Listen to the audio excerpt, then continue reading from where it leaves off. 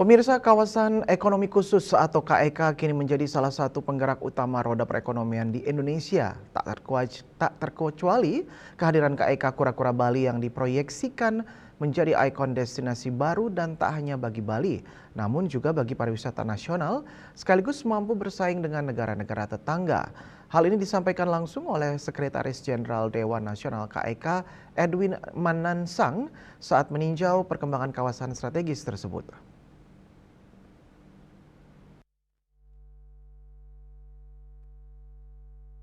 Lebih lanjut, Sekretaris Jenderal Dewan Nasional KEK, Edwin Manansang mengatakan, secara ekonomi, pengembangan KEK Kura-Kura Serangan tentu sangat membantu baik bagi perekonomian lokal maupun nasional.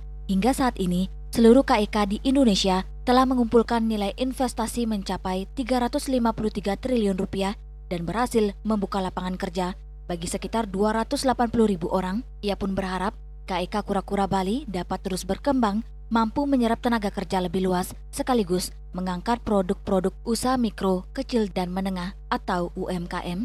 Edwin juga menegaskan, kehadiran kawasan ini sejatinya bertujuan meningkatkan daya saing nasional agar mampu menarik lebih banyak wisatawan asing maupun investor. Indonesia tak sendirian, di kancah persaingan, Malaysia, Thailand, hingga Filipina juga terus berbenah.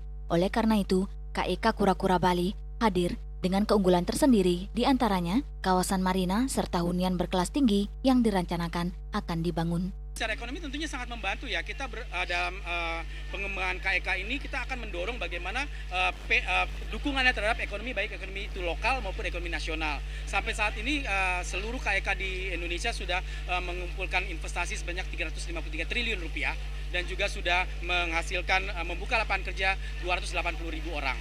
Jadi kita berharap semoga nantinya dengan KEK Kura-Kura Bali ini bisa berkembang, penyerapan tenaga kerja dan juga penyerapan produk-produk UMKM juga bisa berkembang. Kalau KEK Kura-Kura Bali ini kan sudah beragam yang dibuat di sebuah sekolah, ada apa sih yang diinginkan ke depannya, apalagi?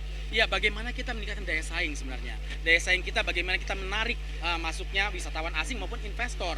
Kan kita juga punya kompetitor tuh, ada Malaysia, ada Thailand, ada Filipina. Nah, bagaimana dengan adanya Kura-Kura Bali ini kita bisa menarik lebih banyak lagi wisatawan masuk ke Indonesia dibandingkan dengan negara-negara tetangga kita. Sementara itu, Presiden Komisaris sekaligus Ketua Dewan Pengawas PT Bali Turtle Island Development (BTID), Tantowi Yahya, memaparkan konsep besar yang ditawarkan di kawasan seluas 490 hektar area ini. Secara garis besar, pengembangannya terbagi dalam 3 sektor utama, yaitu pariwisata, pendidikan, dan hunian. Lebih rinci, konsep ini dirangkum dalam 6 pilar yang disebut 6L, yaitu living, learning, leisure, lifestyle, landscape, longevity. Tantowi juga menambahkan, seluruh rencana pembangunan kawasan Kura-Kura Bali ditargetkan akan selesai sepenuhnya dalam kurun waktu 10 hingga 20 tahun ke depan.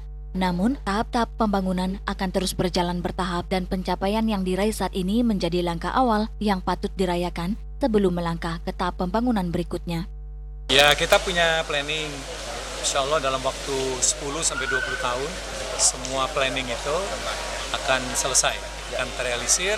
Kura-Kura Bali akan hadir sebagai kawasan atau destinasi pariwisata yang baru. Terdekat ininya yang mungkin akan segera direalisasikan? Ya, ini dulu deh. Yang lain mungkin nggak ada, Pak, yang terdekat ini? Ada. Semuanya itu dalam planning. Ya. Ini dulu lah, kita rayakan ini dulu. Siap. Dengan dukungan investasi besar dan konsep pariwisata yang komprehensif, KEK Kura-Kura Bali diproyeksikan tidak hanya mempercantik wajah pariwisata Bali, namun juga menyumbang devisa dan membuka peluang ekonomi yang lebih luas bagi masyarakat luas. Ari Wiratmaja dan Suparyana, Bali TV.